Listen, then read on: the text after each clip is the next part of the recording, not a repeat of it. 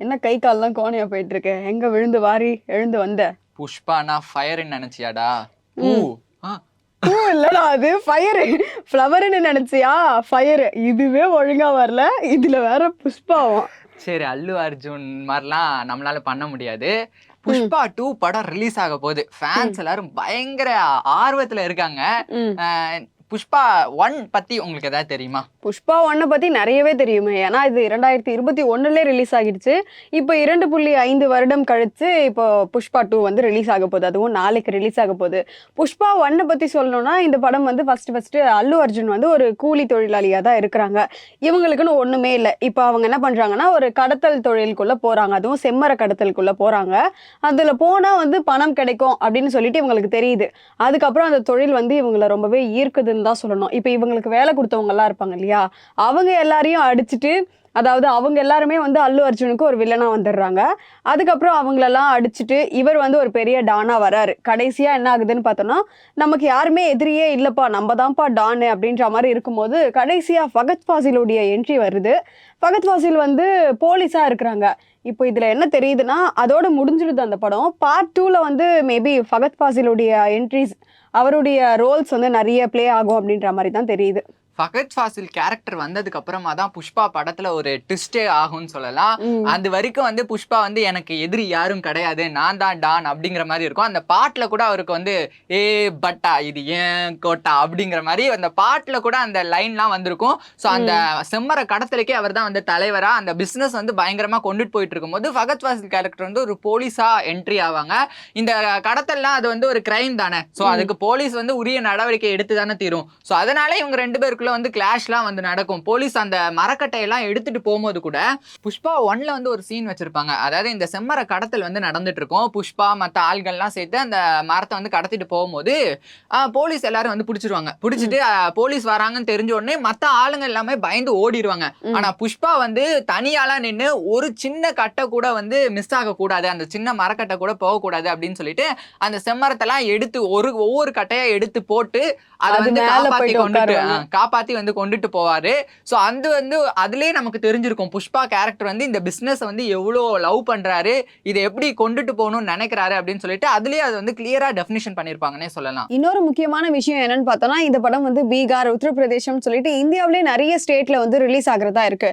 இந்த படம் ஒரு பேன் இந்தியா படமா தான் வெளியாக போகுது. இது மட்டும் இல்லாம இது ரொம்பவே ஹிட் கொடுக்கும் அப்படின்னு சொல்லிட்டு எல்லாருமே வெயிட் பண்ணிட்டு இருக்காங்க.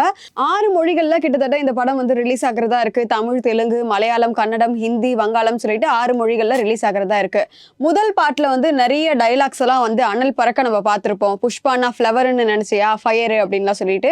ஆனா 2வது பாட்டுல வந்து அதையே மிஞ்சுற அளவுக்கான டைலாக்ஸ் எல்லாம் நிறையவே வந்திருக்கு. ட்ரைலரே நம்ம பார்த்திருப்போம். இதுல எந்த மாதிரி எல்லாம் சொல்லியிருக்காங்கன்னு பார்த்தோம்னா, இப்ப அந்த ஃப்ளவர் இல்ல ஃபயர்னு சொன்னாங்கல்ல, அதையே கொஞ்சம் மாத்தி புஷ்பானா நேஷனல் இல்ல இன்டர்நேஷனல் அப்படின்ற மாதிரியுமே ஒரு டைலாக் வந்திருக்கு.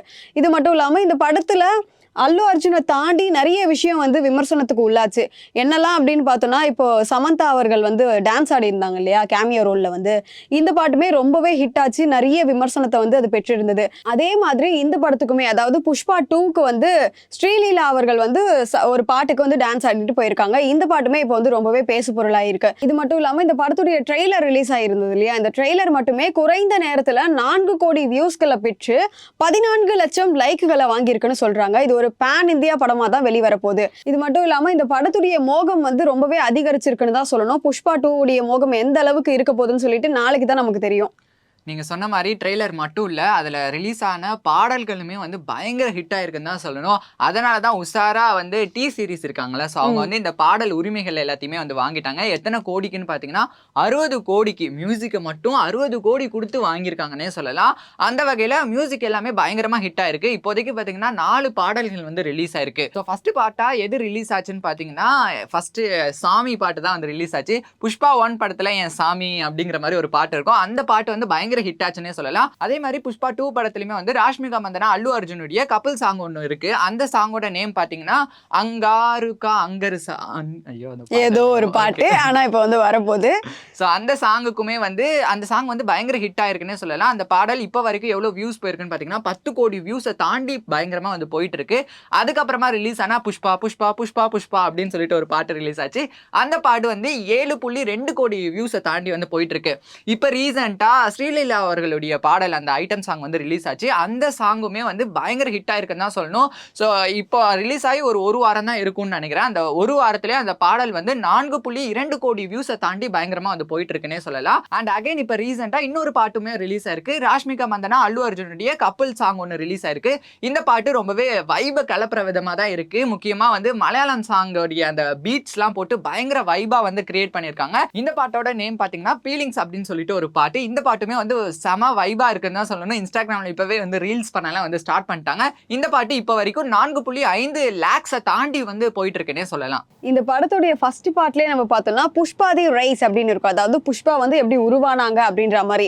இப்போ செகண்ட் பார்ட்ல வந்து புஷ்பாதி ரூல், அதாவது புஷ்பா வந்து இப்போ எந்த மாதிரி இந்த செம்மர கடத்தலாம் வச்சுட்டு ரூல் பண்றாங்கன்ற மாதிரி தான் இந்த படம் வரப்போகுதுன்னு சொல்லிட்டு இதுலயே தெரிஞ்சது. அதாவது இந்த டைட்டிலே வந்து தெரிஞ்சிருச்சு. இது மட்டும் இல்லாம புஷ்பா 1 இருக்கு இல்லையா, இந்த 1உடைய லாஸ்ட்ல வந்து புஷ்பா 2 வரப்போகுது அப்படின்ற மாதிரி டைரக்டரே சொல்லிட்டாங்க. அதே மாதிரி புஷ்பா 2லயுமே வந்துட்டு லாஸ்ட்ல அந்த மாதிரி புஷ்பா 3 வரும்ன்ற மாதிரி தான் முடிக்க போறாங்களா. புஷ்பா 2 உடைய ப்ரொடியூசர் இருக்காங்க இல்லையா, இவங்க அபிஷியலாவே சொல்லிட்டாங்க இந்த மாதிரி புஷ்பா 3 வந்து வரப்போகுது அப்படின்னு சொல்லிட்டு. இன்னும் இந்த படம் ரிலீஸே ஆகல. ஆனா அதுக்கு முன்னாடியே வந்து 1 லட்சத்துக்கும் மேற்பட்டவங்க வந்து புக் பண்ணி இருக்கிறதா சொல்லியிருக்காங்க. இதுல முக்கியமான விஷயம் என்னன்னு பார்த்தோம்னா, இதுல நிறைய பேர் வந்து முக்கியமான ரோல்ஸ்ல வந்து நடிச்சிட்டு வந்துட்டு இருக்காங்க. புஷ்பா 2லயுமே வந்துட்டு நிறைய திடீர்னு வந்து இந்த ஃபகத் பாசில் மாதிரியான கேரக்டர்ஸ் எல்லாம் வரும்னு சொல்லிட்டு எதிர்பார்க்கப்படலாம். இதுல முக்கியமான விஷயம் என்னன்னு பார்த்தோம்னா, இந்த படத்துல வந்து நிறைய அந்த வனப்பகுதியில் இருக்கிற சீன் தானே வருது. இந்த சீன்லாம் வந்து ஒடிசால இருக்கிற ஒரு இடத்துல தான் எடுத்திருக்கிறதா சொல்றாங்க. இன்னொரு விஷயம் என்னன்னு பார்த்தோம்னா, இந்த படத்துடைய ப்ரொமோஷன் வந்து பீகார்ல பாட்னால வந்து காந்தி மைதானத்துல எடுத்திருக்காங்க. இந்த இடத்துல வந்து அதாவது மூவி ரிலீஸே ஆகல, இவங்க ப்ரொமோஷனுக்காக தான் போயிருக்காங்க. இந்த இடத்துல வந்து ராஷ்மிகா மந்தனா அதுக்கப்புறம் அல்லு அர்ஜுன் இவங்க எல்லாம் போயிருக்காங்க.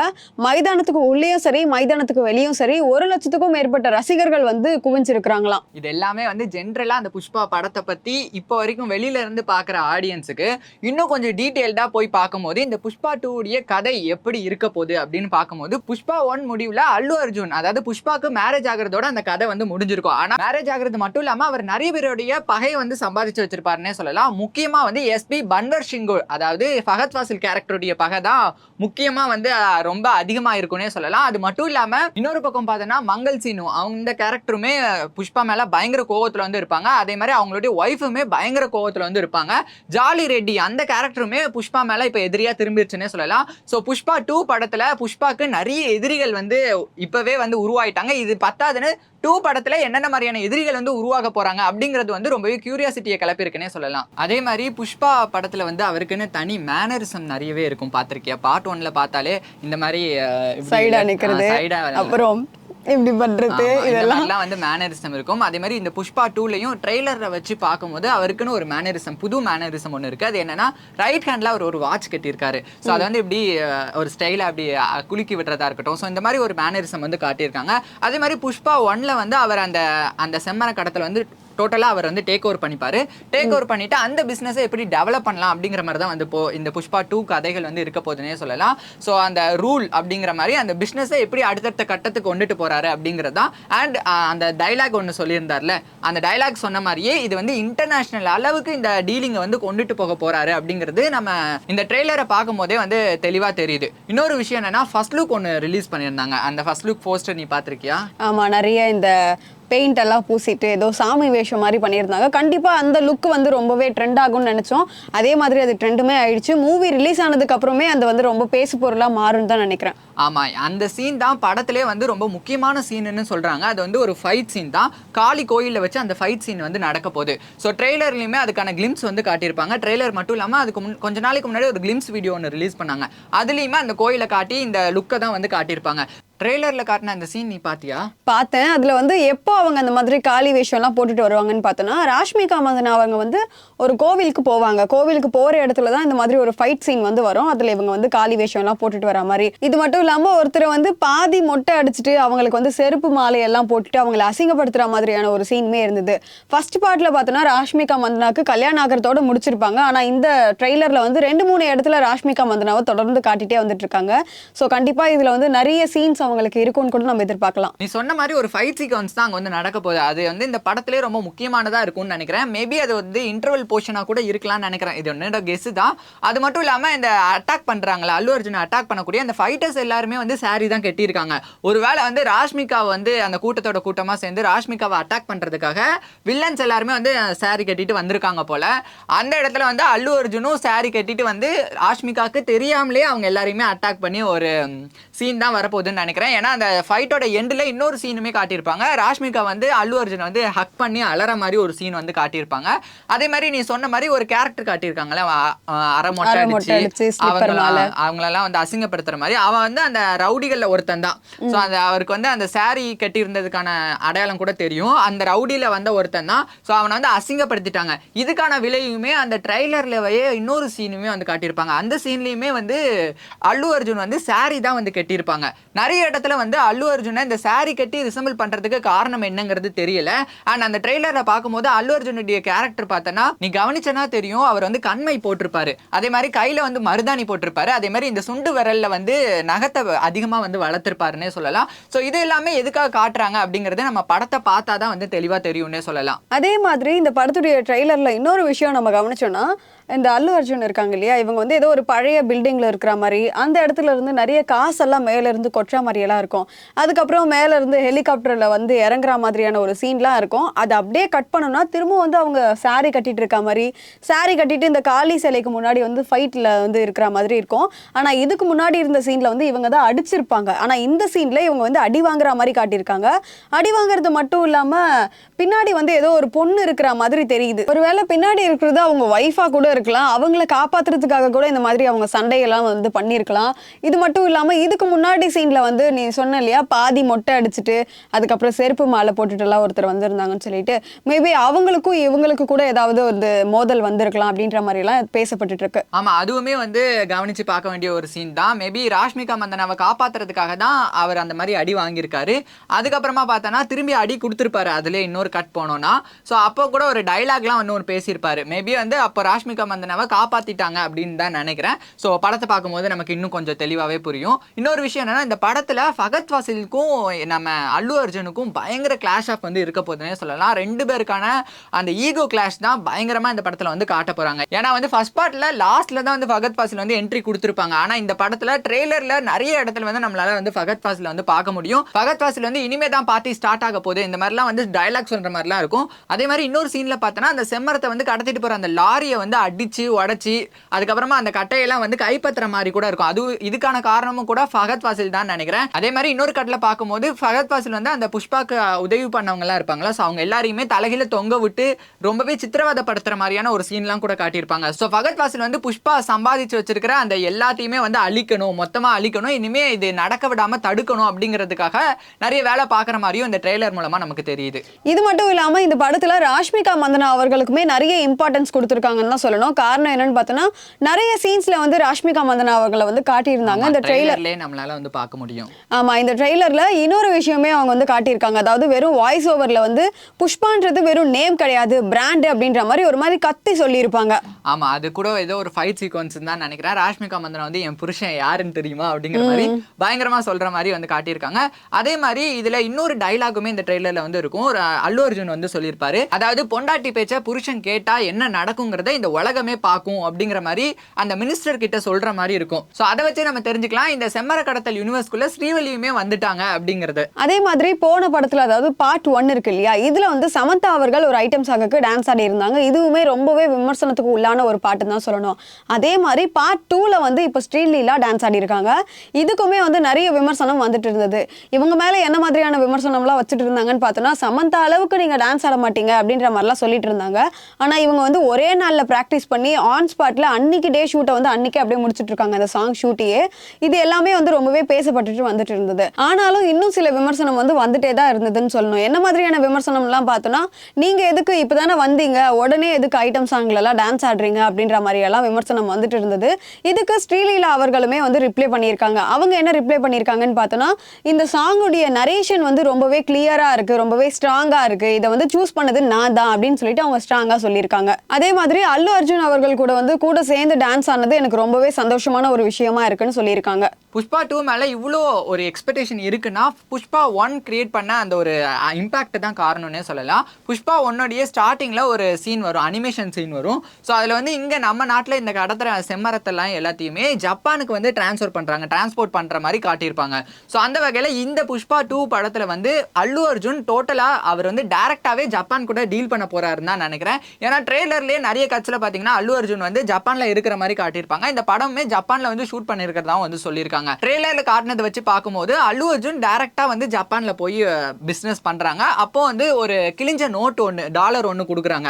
ஸோ இது வந்து நிறைய படத்தில் நம்ம பார்த்துருப்போம். முக்கியமாக சொல்லப்போனால் அயன் படத்தில் பார்த்துருப்போம். இந்த டீலர்ஸ்லாம் வந்து கோட் வேர்டில் பேசிக்கிறதுக்காக இதை வந்து யூஸ் பண்ணுவாங்கன்னே சொல்லலாம். அந்த வகையில் அந்த கிழிஞ்ச நோட்டு வந்து ஒரு முக்கியமான சீன்னே சொல்லலாம். இன்னொரு விஷயம், இந்த ட்ரெய்லரில் பார்க்கும்போது நமக்கு என்ன தெரியுதுன்னா ஃபகத் ஃபாசில் வந்து இந்த செம்மர கடத்தல் இருக்குல்ல அதை வந்து அவர் டேக் ஓவர் பண்ண போறாருன்னு நினைக்கிறேன். அதே மாதிரி புஷ்பா சேர்த்து வச்சிருக்கிற இந்த சாம்ராஜ்யத்தை ஃபகத் ஃபாசில் வந்து கெடுத்து அதை அவர் டேக் ஓவர் பண்ற மாதிரி தான் இந்த படம் வந்து அமைய போகுதுன்னு நம்ம ட்ரெய்லரை பார்க்க வச்சு தெரியுது. அதுல வந்து இப்போ இந்த செம்மர கடத்தல் டிரான்ஸ்போர்ட்டேஷன் இருக்குல்ல, அந்த டிரான்ஸ்போர்ட்டேஷன் கேப்ல அந்த செம்மரத்தை எல்லாத்தையுமே வந்து ஃபகத் ஃபாசில் வந்து எடுத்துக்கிறாரு.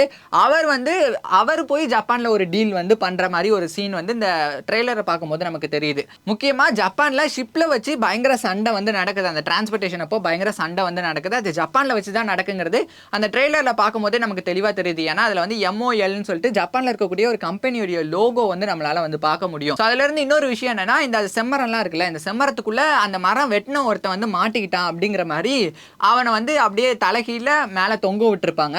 ஆக்சுவலி அது யாருன்னு பார்த்தோன்னா புஷ்பா தான். அவர் வந்து ஃபர்ஸ்ட் புஷ்பா 1ல அவர் ஸ்டார்டிங் இன்ட்ரோடக்ஷன் சீன்ல அவர் வந்து ஒரு காஸ்டியூம் போட்டிருப்பாரு. அதே காஸ்டியூம் தான் இதுலயும் வந்து போட்டிருப்பாரு. மேபி அந்த வில்லன்கள்லாம் டிஸ்ட்ராக்ட் பண்றதுக்காக போட்டிருக்கலாம். அது புஷ்பா தான் தெரிஞ்ச உடனே அங்க இருக்கிறவங்க எல்லாருமே அப்படியே பயந்து போய் திரும்ப வெப்பனை எடுத்து இப்படி வந்து நிப்பாங்க பயங்கரமா.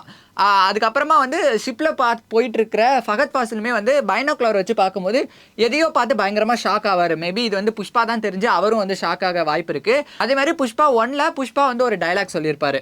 அதாவது 10 ரூபாவா இருந்தாலும் சரி 10 பைசாவா இருந்தாலும் சரி, என் பைசானா அது என்னோட பைசா தான் அப்படிங்கிற மாதிரி ஒன்று சொல்லியிருப்பாரு. புஷ்பா 2ல இந்த ட்ரெய்லர்லயுமே அவர் ஒரு டைலாக் வந்து சொல்லியிருக்காரு. என்னோட பொருள் எங்க இருந்தாலும் சரி, கடல் தாண்டி இருந்தாலும் சரி, நான் போய் அதை எடுத்துட்டு வருவேன். அது என் பொருளா இருந்தா கண்டிப்பா நான் எடுத்துட்டு வந்துருவேன் அப்படிங்கிற மாதிரி சொல்லியிருப்பாரு. ஸோ டைலாக்கு ஏற்ற மாதிரி மரக்கட்டையெல்லாம் எடுக்கிறதுக்கு புஷ்பா டைரக்டா ஜப்பானுக்கே போய் அவங்க கூட சண்டை போட்டு அதெல்லாம் எடுத்துட்டு வர மாதிரி தான் அந்த சீன் வந்து அமைய போகுதுன்னு நினைக்கிறேன். அதே மாதிரி அந்த ஃபைட் சீக்வன்ஸ் தான் இந்த படத்துல இன்னும் ரொம்பவே இன்ட்ரெஸ்டிங்கா இருக்க போகுதுன்னு நினைக்கிறேன். ட்ரெய்லர்லயே அது வந்து பயங்கர இம்பாக்ட் வந்து கிரியேட் பண்ணிருச்சுன்னே சொல்லலாம். அதே மாதிரி லாஸ்ட் இயர் வந்து ஒரு வீடியோ ரிலீஸ் ஆகியிருந்தது. அந்த வீடியோவை பார்த்தோன்னா வேர் இஸ் புஷ்பா அப்படின்ற மாதிரி ரிலீஸ் பண்ணியிருந்தாங்க.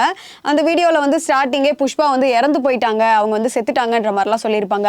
அதுக்கப்புறம் புஷ்பாவுக்கு ரிலேட்டடாக இருப்பாங்க இல்லையா நிறைய பேர், அவங்களுக்கு ஆதரவாக இருப்பாங்கல்ல, இவங்க எல்லாருமே வந்துட்டு புஷ்பா எங்க, அவங்க வந்து ரொம்பவே நல்லவங்க, அவங்க என்னதான் செம்மர கடத்தலாம் ஈடுபட்டு இருந்தாலுமே அவங்க வந்து ரொம்பவே நல்லவங்க தான், எங்களை மாதிரி நிறைய பேரை வந்து அவங்க வாழ வச்சிருக்காங்க, அந்த மாதிரிலாம் சொல்லிட்டு இருப்பாங்க. அதுக்கப்புறம் அவங்களுடைய ஆதரவாளர்கள் தான் இதெல்லாம் சொல்றாங்க இல்லையா, இவங்க எல்லாருமே வந்துட்டு போயிட்டு சண்டை போடுற மாதிரி அவங்க அந்த மாதிரி எல்லாம் பண்ணிட்டு இருப்பாங்க. அதுக்கப்புறம் வந்து ஒரு டிவில வந்து காட்டுற மாதிரி அங்க வந்து ஒரு கேமரா இருக்கிற மாதிரி புலி வந்து 2 ஸ்டெப் பின்னாடி எடுத்து வைக்கிற மாதிரி இருக்கும். அந்த இடத்துல ஒரு டைலாக்குமே வரும். அதாவது புஷ்பா வந்து 2 அடி முன்னாடி எடுத்து வச்சா புலி வந்து 2 அடி பின்னாடி எடுத்து வச்சிரும் அப்படின்ற மாதிரி இருக்கும். இதுல என்ன சொல்ல வராங்கன்னா புஷ்பா வந்து இன்னும் உயிரோட தான் இருக்கிறாங்க அப்படின்ற மாதிரி சொல்லி முடிச்சிருப்பாங்க. மேபி இந்த படத்துல வந்து புஷ்பா இறந்துட்டாங்க அப்படின்ற மாதிரியான சீனோ, அப்படி இல்லைன்னா அவங்க வந்து காட்டுக்குள்ள எங்கேயாவது மறைஞ்சிட்டு இருக்காங்க அப்படின்ற மாதிரியான சீனோ இருக்கிறதுக்கு நிறையவே வாய்ப்பு இருக்கு. எனக்கு என்ன தோணுதுன்னா, புஷ்பா இறந்துட்டாங்க, ஸோ அவர் வந்து எப்படி இறந்தாரு அப்படின்னு சொல்லிட்டு அதை வந்து யாரோ ஒருத்தங்க வந்து அதை நரேட் பண்ணும்போது தான் இந்த கதையே வந்து ஆரம்பிக்கும்னு நினைக்கிறேன். ஏன்னா பார்ட் 3ல தான் வந்து அவர் இன்னும் உயிரோட இருக்காரு, தலைமறைவா இருக்காரு, அதெல்லாம் வந்து சொல்லுவாங்கன்னு நினைக்கிறேன். எது எப்படின்னு தெரியல, நம்ம படத்துல தான் வந்து டீட்டெயில்டாக பார்க்கணும்னே சொல்லலாம். இன்னொரு விஷயம் என்னன்னா, பேன் இண்டியா ஃபிலிம்னாலே நமக்கு ஞாபகம் வருது வந்து KGF தான். ஸோ KGF-ஓட ரிசம்பிள்ஸை வந்து நிறைய இடத்துல இந்த புஷ்பா படத்துல வந்து நம்மளால பார்க்க முடியும்னே சொல்லலாம். ரெண்டுத்துக்கும் பெருசா ஒரு டிஃபரன்ஸ் இல்லை. KGF-ல வந்து தங்க சுரங்கம், இங்க பார்த்தனா செம்மர கடத்தல். அதே மாதிரி KGF-ல பார்த்தனா ராக்கிக்கும் கருடனுக்கும் ஒரு வில்லன் ஃபேஸ் ஆஃப் வந்து இருக்கும். அதுக்கப்புறமா வந்து KGF-ஐ வந்து ராக்கி கைப்பற்ற மாதிரி வந்து காட்டியிருப்பாங்க. அதே மாதிரி தான் இங்க புஷ்பாலையும் பார்த்தனா செம்மர கடத்தல வந்து புஷ்பா வந்து கைப்பற்ற மாதிரி தான் இருக்கும்.